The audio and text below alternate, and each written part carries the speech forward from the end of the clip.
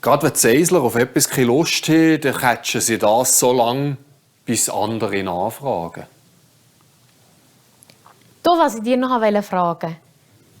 Du hättest nicht etwa Zeit, für am 1. August bei uns auf der Gemeinde eine Rede zu halten?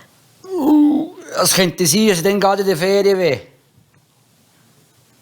Könnte das sein, dass du mir gerade einen Korb gegeben hast? Ja, das gefehle mir noch. Wenn du das so verstanden hättest. Grädiusi, nein, das gibt es nicht von einer Seislerin.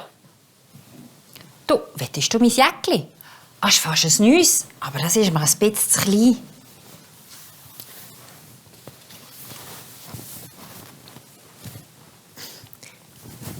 Das ginge eigentlich. Oder?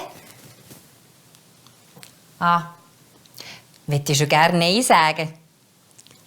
Ja.